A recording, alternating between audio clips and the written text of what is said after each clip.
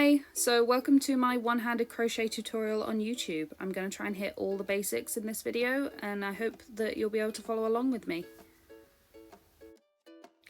First up, we've just got a regular slip stitch and this is the hold that I will be using throughout the tutorial. Place your yarn between your first and second finger and we're going to do this rocking motion, yarning over with our right hand. I like to pinch really close with my left hand as I'm doing this, just so I've got some really good control over my yarn and my work. Now I'm just going to count these chains 2, 4, 6, 8 and 10. Chain one more, turn my work and insert into the chain, not the chain on the hook but the next one. And then I'm just going to continue down this line in an English double crochet. So I really wanted to show in this video the technique most of all and give people the time to slow it down if they want to, just to really have a look, pick apart what information they need, and hopefully this can really help some people.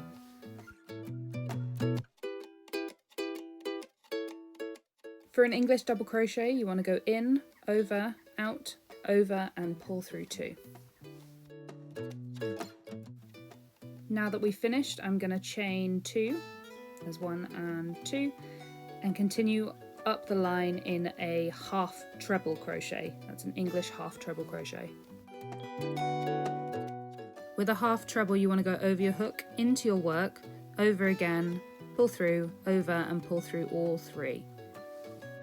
So a little bit about me and why I use this technique. I learnt to knit first and I learnt English knitting, which means that you throw your wool instead of the continental way where you pick your wool from your left hand.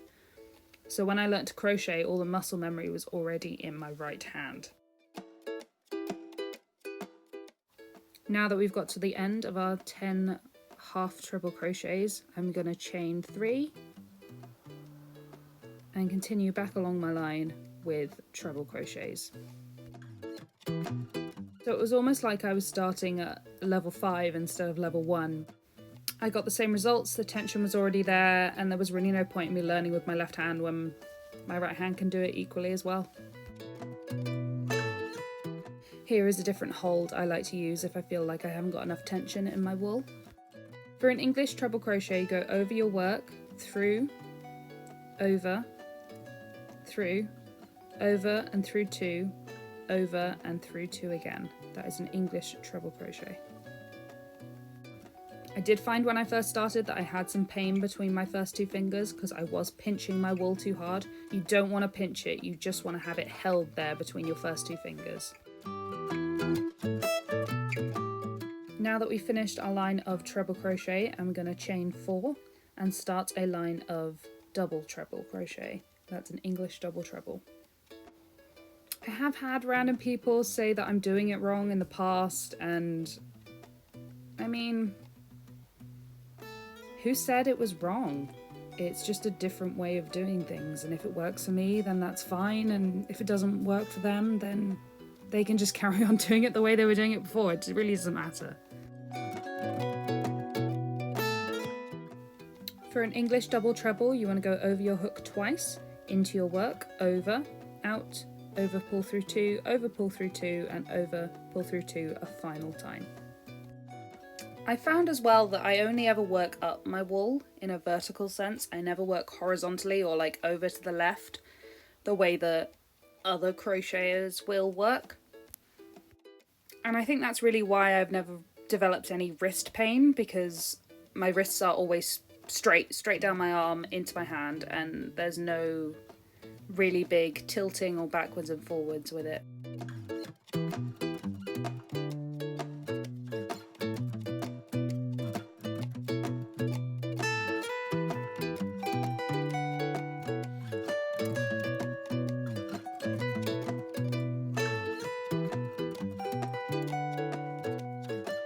And that is all my stitches using flat crochet or traditional crochet. So now I'm going to move on to working in the round or working amigurumi crochet. I'm going to start with showing you how I do a magic ring. You want to start with your regular slip stitch, chain 3, in, over, out, over and pull through 2. It's just a regular double crochet, and you want to work that all the way around your ring. I start with 7 here.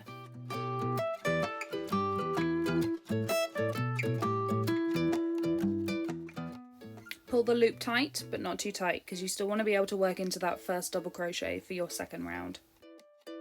Here I'm going to do a round of 7 increases.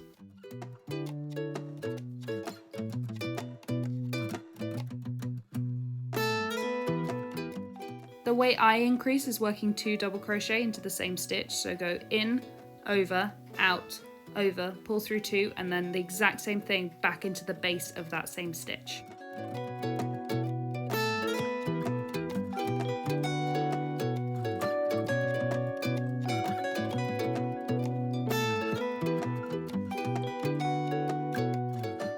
Pause to count them up. You should have 14 by the end of this second round. Place the stitch marker in your 14th stitch and start on your third round of 1 double crochet and 1 increase all the way around 7 times.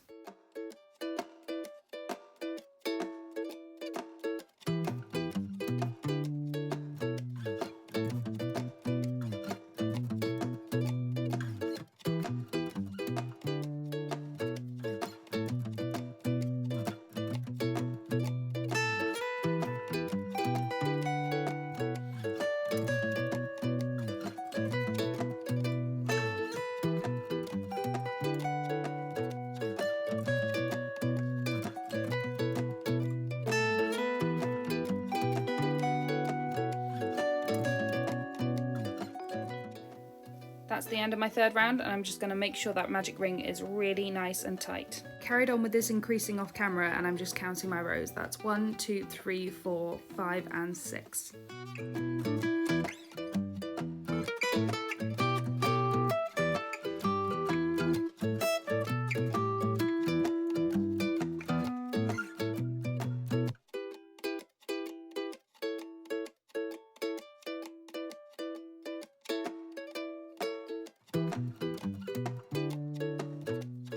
I'm going to try and turn my work for you here, because I want you to be able to get a good sense of what my left hand is doing and what my middle finger on my left hand is doing to guide the hook into the correct stitches. So enjoy me struggling for a couple of minutes as I adjust the angle of crochet.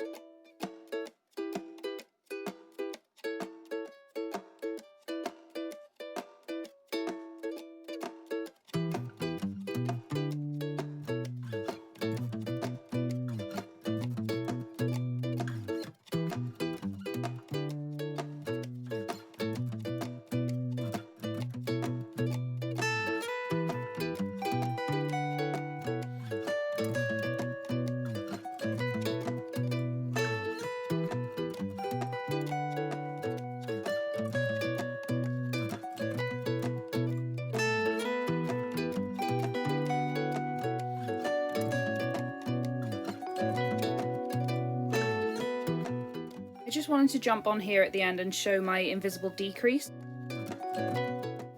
To work this stitch, you want to go into the front loop for the first stitch, into the front loop of the next one, go over, pull through, over, pull through both.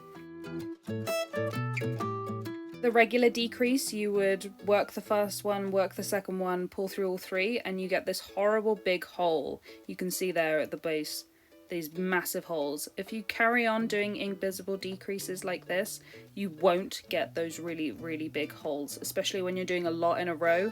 It's going to look a lot cleaner, it's going to look a lot neater, and you'll really see a big difference in your amigurumi.